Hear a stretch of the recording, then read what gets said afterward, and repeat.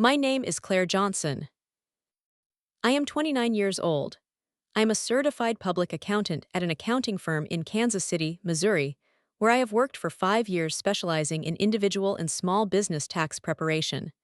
I spend my professional life working with numbers, with the specific, patient work of assembling data points into a complete and accurate picture.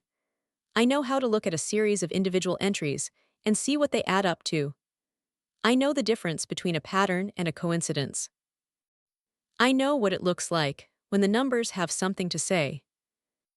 The numbers in this story have something to say. My birthday is June 7th. My sister Rachel's birthday is November 13th. These dates have been true every year of our lives. They are not difficult to remember. They fall in the same months, the same weeks of those months, every year without exception. There is nothing unpredictable about them. If you know them once, you know them forever. My father, Edward Johnson, has known both birthdays for 29 years. In the 12 years since I turned 17, Edward Johnson has called Rachel on November 13th every single year. Sometimes in the morning, sometimes he sent flowers. Twice he took her to dinner at a restaurant she liked. He always, without exception, marked her birthday. In 12 years, he has not missed it once.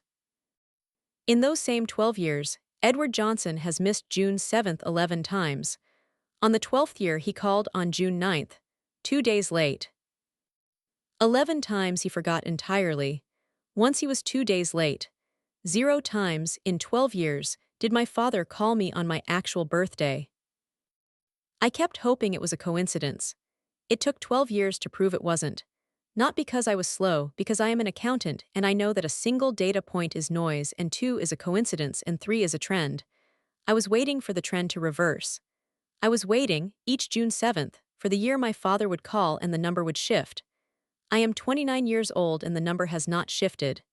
And this year, instead of waiting for next year, I added it up and I showed him the total. The Johnson family is a middle-class Kansas City family in the specific sense of people who have built stability through sustained effort and who value that stability highly. My parents, Edward and Linda Johnson, have been married for 32 years and live in the Overland Park house where Rachel and I grew up, a 4-bedroom colonial in a neighborhood of similar houses with mature trees and well-kept lawns, and the specific permanence of a neighborhood that has been itself for a long time. My father, Edward, is 57 years old. He retired last year after 30 years as a branch manager at a bank in Lenexa, Kansas. 30 years of managing people and money, and the daily operations of a branch that was, under his management, consistently one of the top performing in the region. He was good at his job. He had the specific gift of being attentive to the things he considered important and efficient with the things he considered secondary. He applied this gift to his work with complete success.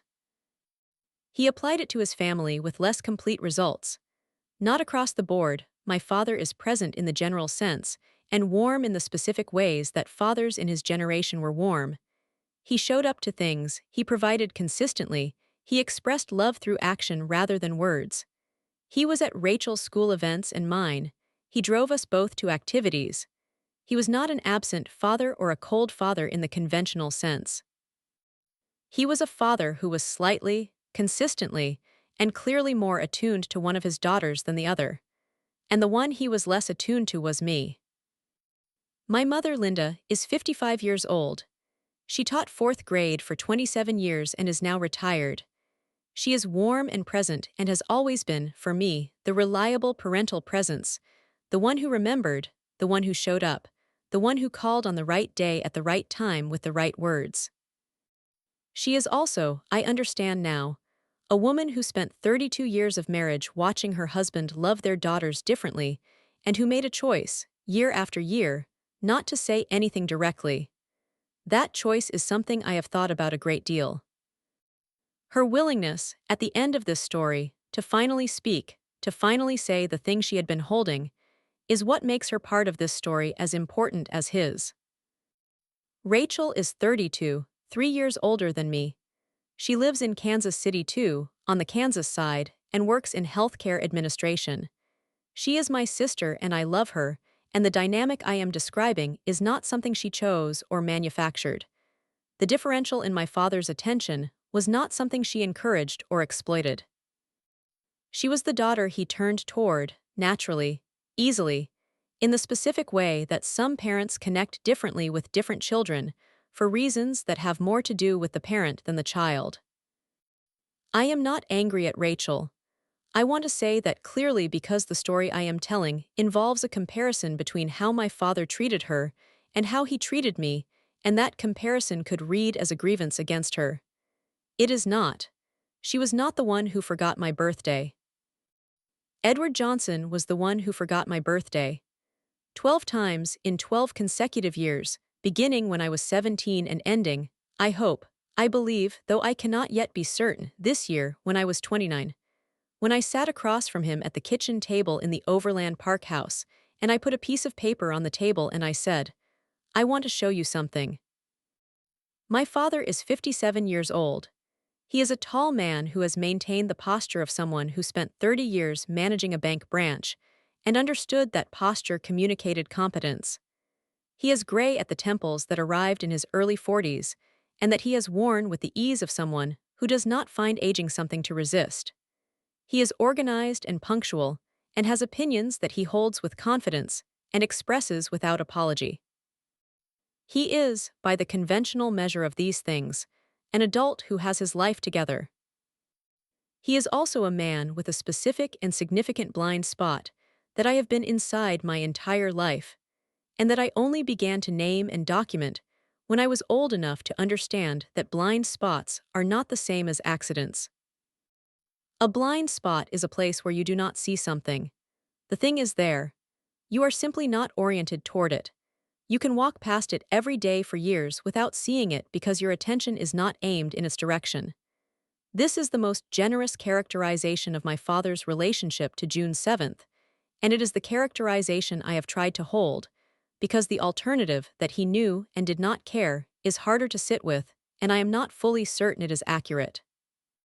What I know is the observable behavior. He forgot.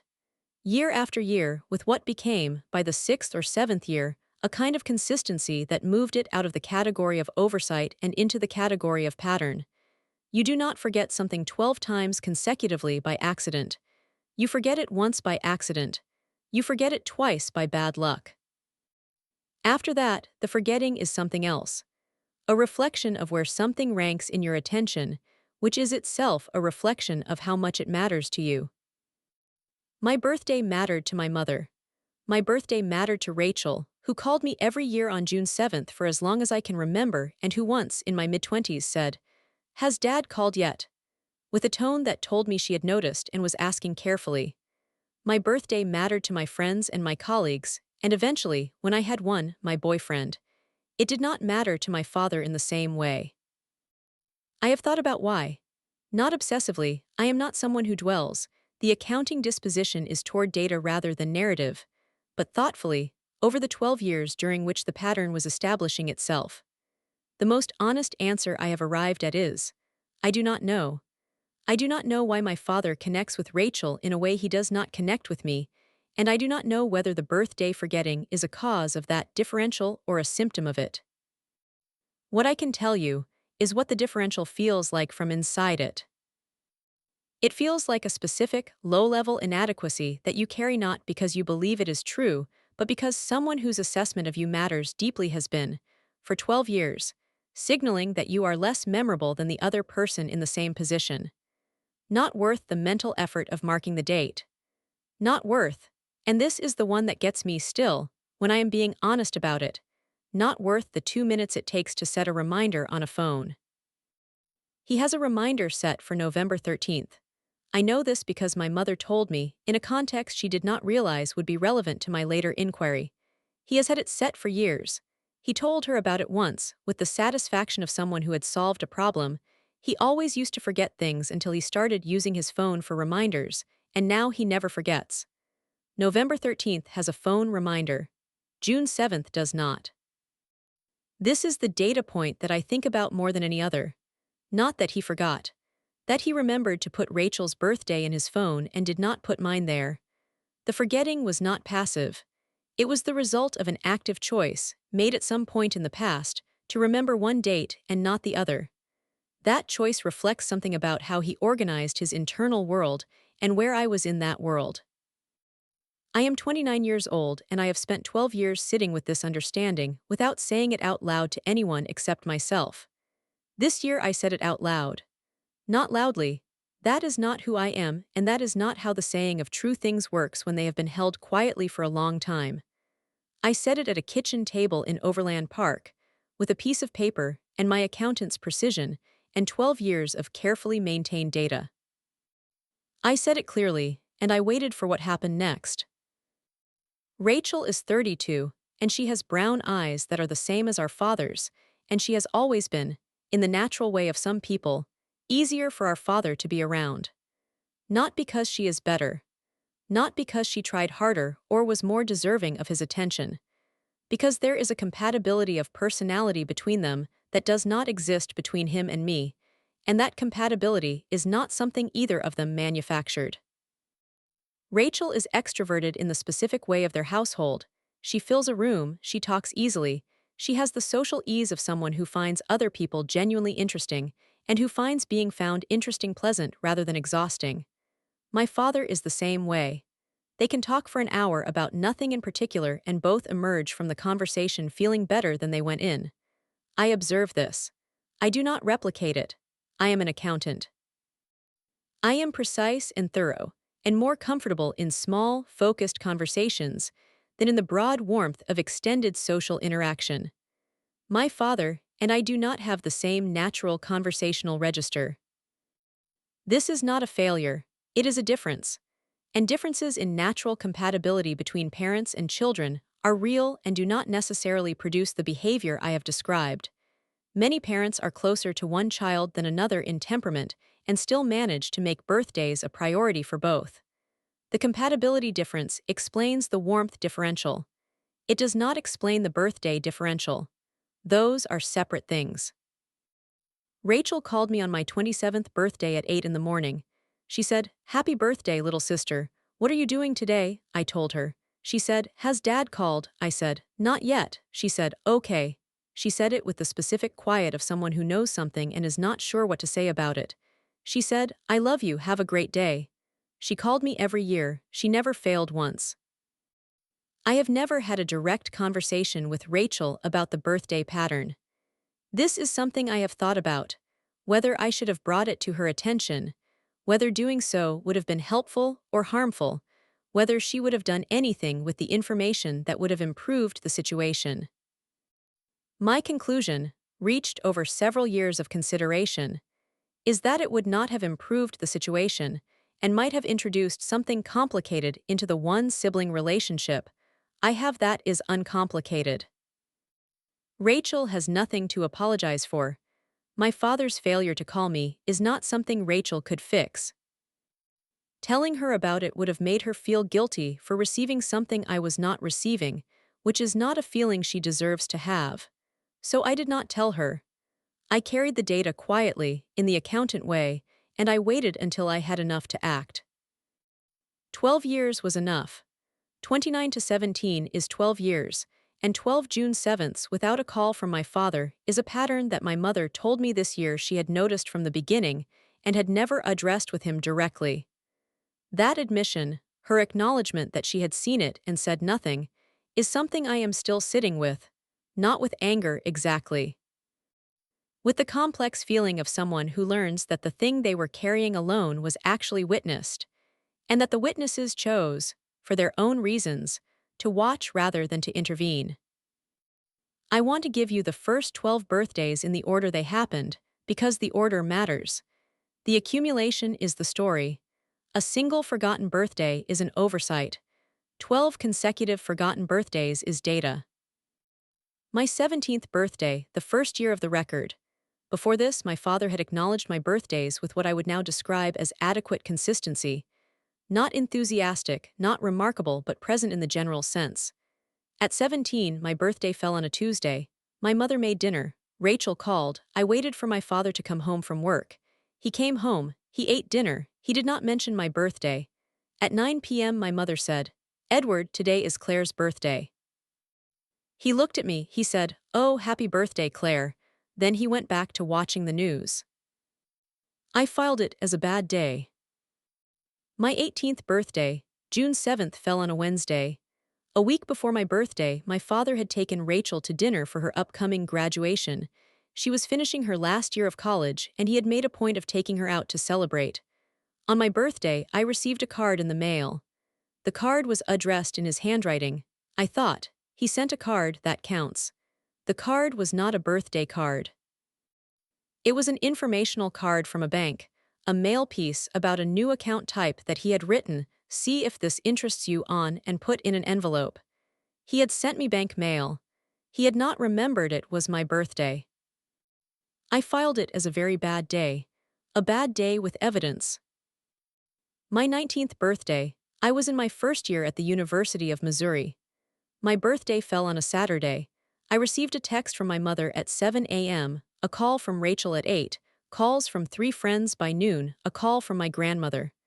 My father texted me on June 9th, 2 days late, and said, "Happy birthday, sweetheart, hope you had a good day." My 20th birthday, no acknowledgement, at all, none. I was home from college for the summer. I was in the house. My birthday was a Sunday. He was home. He did not say anything. I am not recounting this for sympathy. I am recounting it because no acknowledgement at all, in the house where you are living, on a Sunday when your father is home, is the most unambiguous version of the pattern. My 21st birthday, a text sent on the correct day that said, "Happy B-Day, Claire." He used B-Day. I was turning 21. I received texts from 27 people that day, including acquaintances I barely knew. My father sent a text that abbreviated birthday and ended with an exclamation point. My 22nd birthday, no acknowledgement. I waited until midnight. Nothing.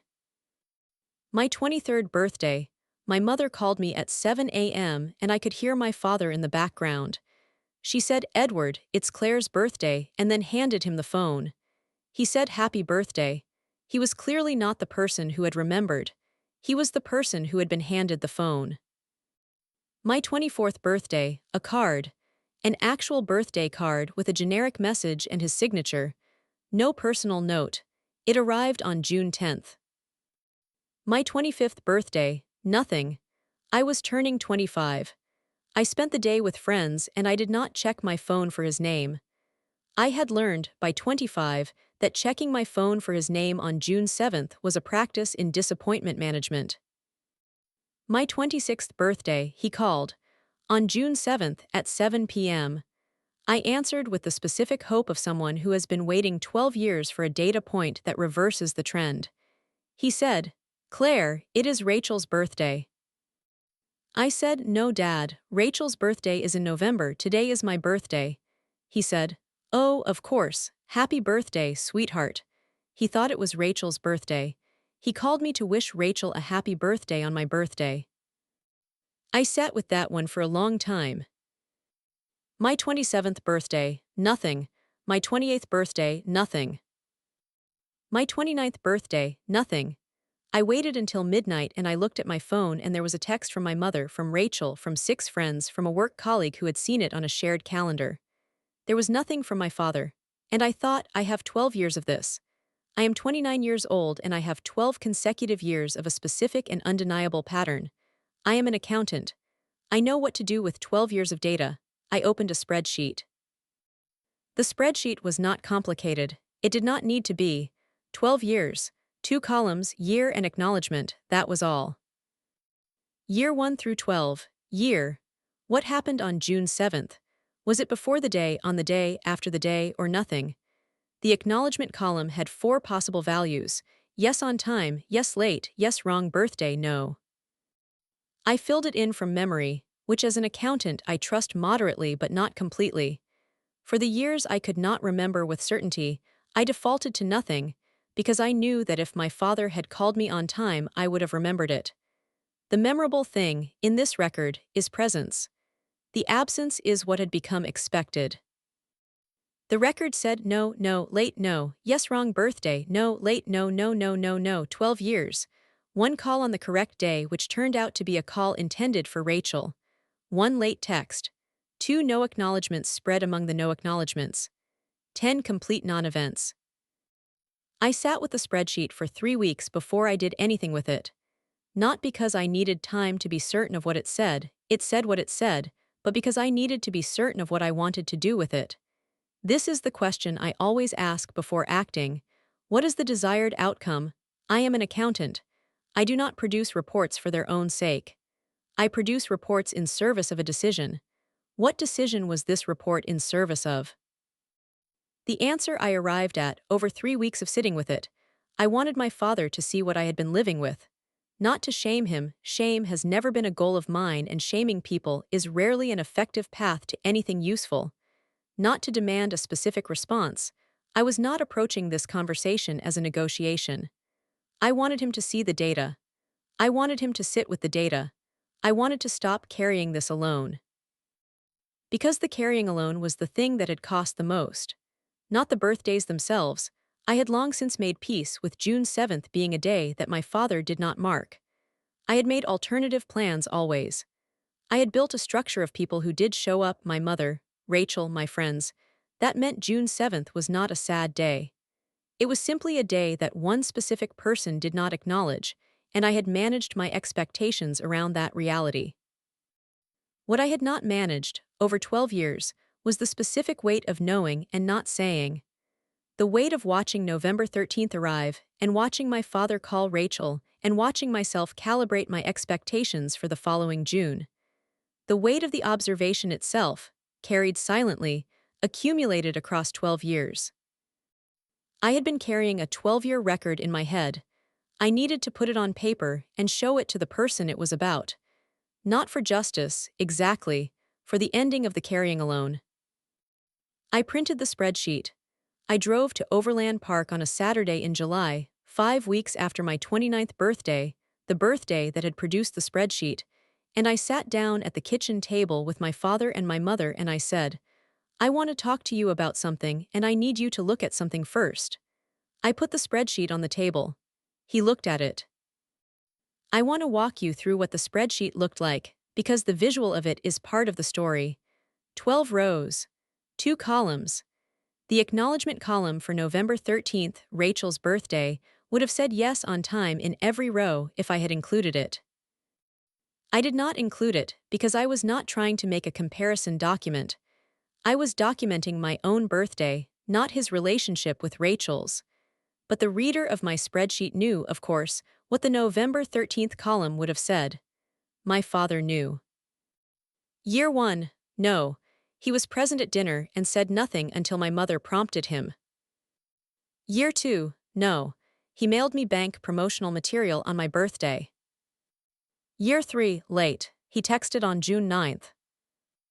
Year 4, no. He was home on Sunday and said nothing. Year 5, yes. Abbreviated text with wrong energy. Year 6, no. Midnight arrived without acknowledgement. Year 7, yes. She handed him the phone. He did not remember independently. Year 8, late. A card arrived 3 days after the date.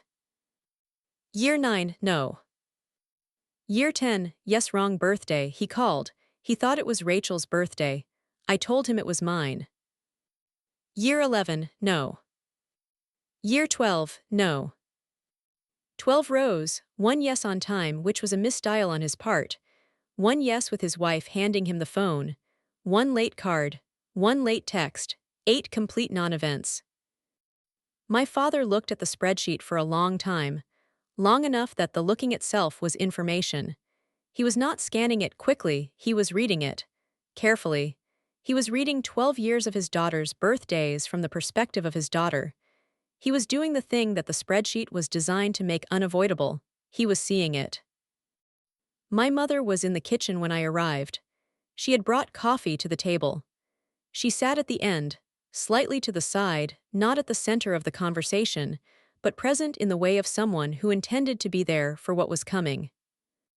She already knew I was there to show him something. I had called her earlier in the week and told her what I was going to do. She had said, "Okay." She had said it with the weight of someone who had been waiting for this moment and was not certain whether to be relieved or braced. She said, I think it is time, I said. I think so too, she said. I will be there. She was there. She sat at the end of the table and she watched my father look at 12 years of June 7th, and she said nothing, the way she had said nothing for 12 years. But she was there. And when the moment came for her to speak, and it came, as I will tell you, she was ready. She had been getting ready, I think, for a long time.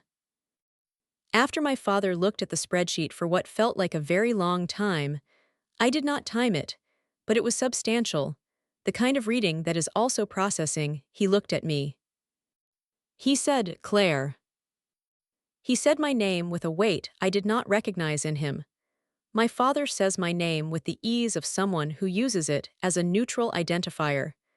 That morning at the kitchen table, he said it with something underneath it. I recognized that something as the sound of a man who has just been shown something about himself that he was not prepared to see. I said, I am not showing you this to make you feel bad. I want you to know I have been carrying this for 12 years, and I needed to stop carrying it alone. He said, I did not know you were tracking this. I said, I started tracking it because I kept hoping it was a coincidence. It took 12 years to prove it wasn't. He was quiet for a moment.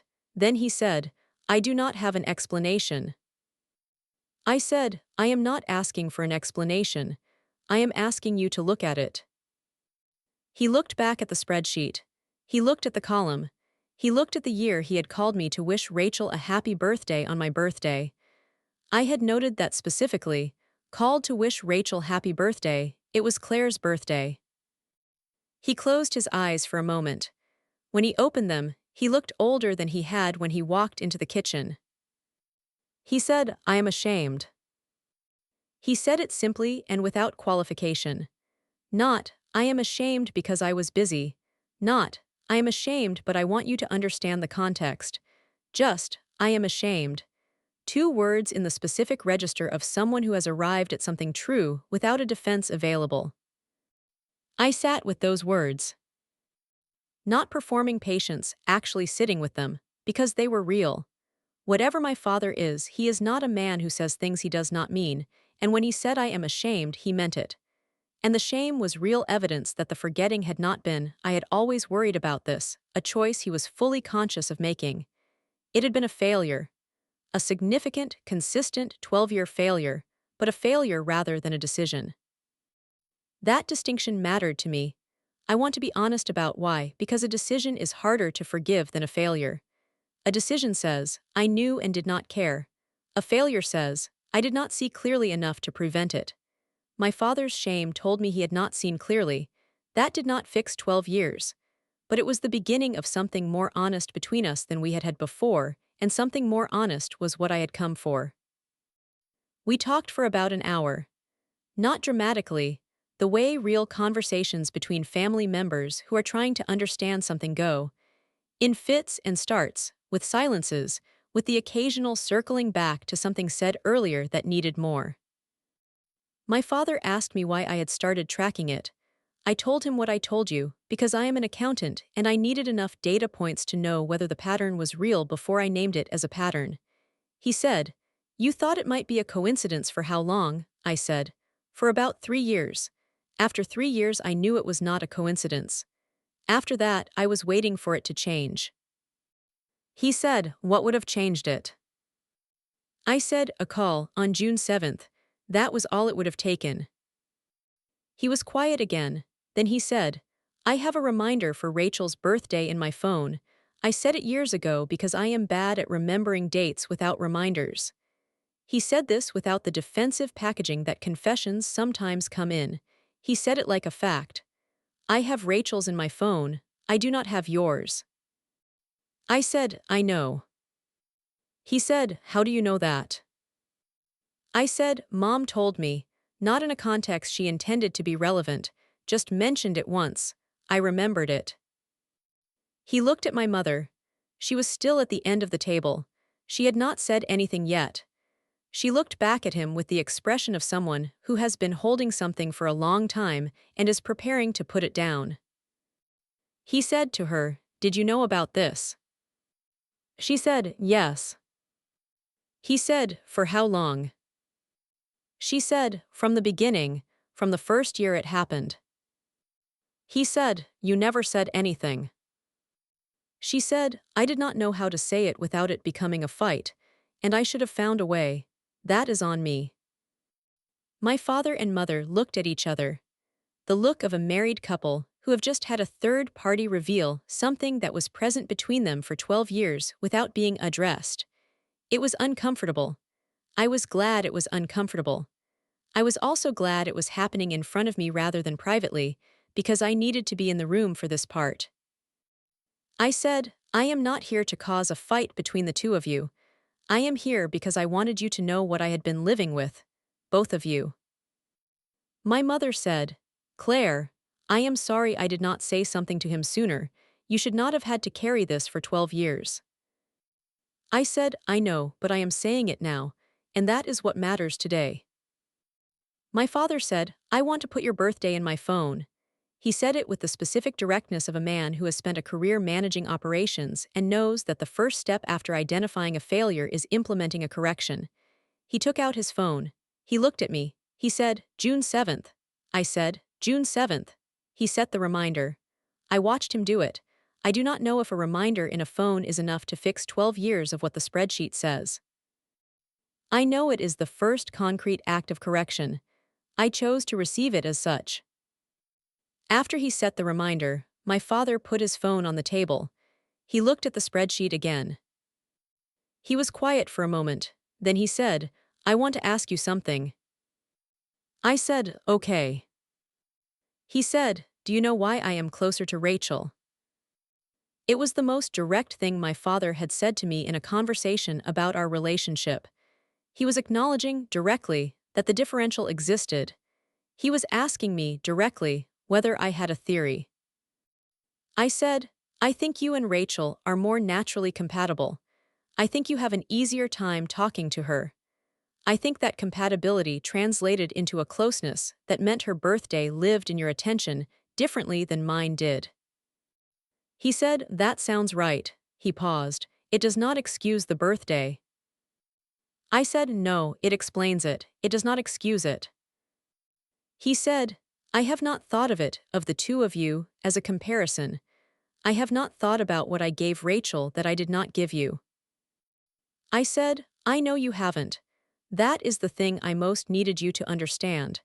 Not that you were treating us differently deliberately, but that the difference existed, and that it had an effect, and that I have been living inside the effect for a long time without being able to name it to you."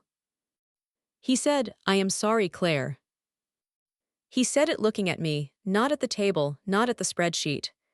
At me, with the specific, uncomfortable eye contact of a person who is making an apology they mean and not a performance of one. I said, "Thank you." We did not cry. Neither of us is a crier. We sat at the table and we looked at each other, and we were honest in the way that people who are not naturally emotionally demonstrative are honest, through the words rather than the display of feeling. My father said, "I am sorry," and I said, "Thank you," and the room held both of those things without requiring them to be performed. My mother at the end of the table was crying.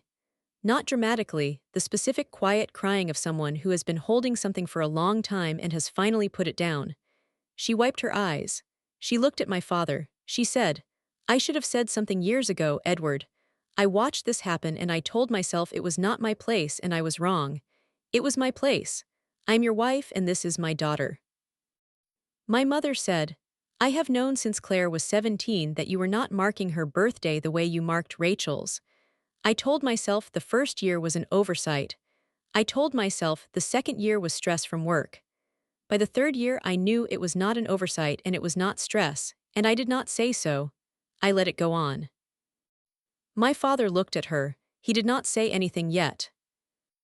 She said, "I did not say anything because every time I thought about raising it, I thought about how it would become a conversation about why you love Rachel more, which is not a conversation I wanted to have. So I made accommodations instead. I called Claire on her birthday. I made sure she had her birthday acknowledged. I covered for the gap without addressing the gap." She looked at me. "I covered for it, and that was wrong, because covering for it meant you had to carry it alone."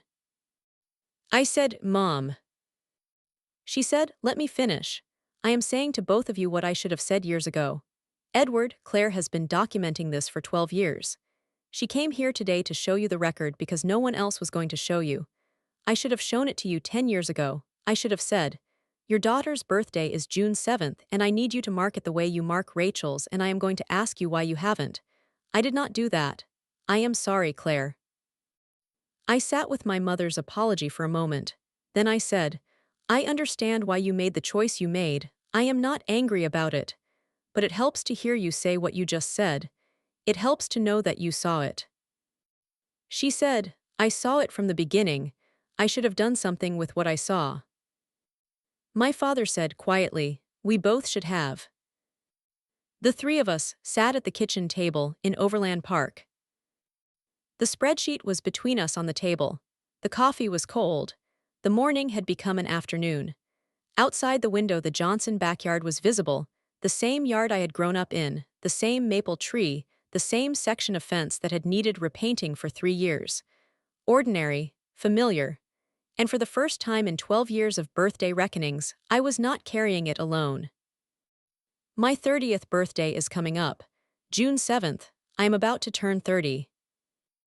My father called me on June 7th this year, the year of the spreadsheet, the year of the conversation. He called at 8:15 a.m., which I know because I looked at the time when I saw his name on my screen and felt the specific vertigo of an unprecedented thing. He called on the correct day before anyone else and he said, Happy birthday, Claire. I know we talked about this. I wanted to call first. I said, thank you, Dad. He said, I have it in my phone now. I will not forget again. I said, I know. He said, I am sorry it took me this long to have it in my phone. I said, I know that too. The call was short. My father and I are not people who have long phone calls. It was 5 minutes. It was warm in the specific, measured warmth of two people who are finding their way toward something different than what they had. It was enough. More than enough, given the 12 years that preceded it. Rachel called at 9. She said, Happy birthday, did Dad call? I said, he called first.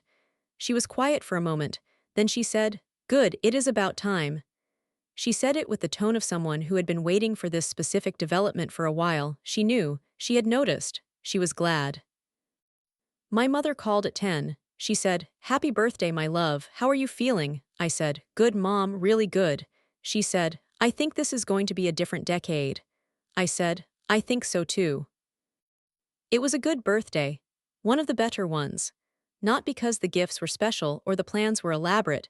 I had a dinner with friends and a piece of cake with a candle, and it was ordinary and warm and exactly what June 7th should be. It was a good birthday because for the first time in 12 years, the first call of the day was from my father. And the first call of the day was on the correct day. And the number in my spreadsheet changed. I updated the spreadsheet. Year 13, yes on time. One row changed. The 12 years before it did not change. They are what they are. But year 13 says something different from the 12 that preceded it, and in the accounting that I do, the specific, patient, data-based accounting of a life, one row that says different is the beginning of a new line. I am 29 years old. I am an accountant. I add things up for a living. What I keep from 12 years of June 7th is the specific knowledge of what it means to hold a record for a long time and finally show it to the person it is about. Not as a weapon, the spreadsheet was never a weapon, as documentation, as the truth of what had accumulated, finally made visible. I kept the record because I needed to be certain before I spoke. An accountant does not make assertions without data. 12 years was not excessive caution, it was the time it took to be sure. And being sure meant that when I sat at that table and put the spreadsheet down, I did not need to argue. I did not need to persuade. I had the data. The data said what it said. My father's shame told me the data had landed. My mother's apology told me I had not been carrying this entirely alone, even though it had felt that way. And my father's call on the correct day this year told me that something, in the 12-year pattern, has changed. 1 year does not make a new pattern. Accountants know this. One data point is noise. but it is different noise from the 12 years that came before it. And I am 30 years old, and I have the right to hope that the new noise becomes the new signal. The spreadsheet is still in my files. Year 13 says yes on time. I will update it every June. I will keep the record because the record is honest, and because honest records are how you know whether something has actually changed or whether change was only promised. I kept hoping it was a coincidence. It took 12 years to prove it wasn't. And then I showed him, and the 13th year was different. That is what I keep, the 13th year, and the hope that goes with it. If you stayed until the end, thank you. This story is for everyone who has been the empty chair. For everyone who has been the birthday the parent forgot while remembering the other one. For everyone who has spent years calibrating their expectations downward, building their birthday around the people who did show up, making peace with the one who didn't, until the peace stopped being possible and the truth became unavoidable. I want to say one thing directly. Naming a pattern with data is not the same as attacking someone. It is not cruelty. It is the honest presentation of what the record says to the person who created the record. You are allowed to show people the truth of your experience. You do not have to carry it forever in order to protect them from seeing it. And if you are a parent listening to this, your child is keeping a record, maybe not a spreadsheet, maybe just a feeling they carry quietly. They are waiting for the year the number changes. They are hoping it is not going to take 12 years. Drop your city in the comments. Tell me if you have been the forgotten birthday. Tell me if things changed. I read every single one. Subscribe, hit the bell, share this. More stories coming. I'll see you next time.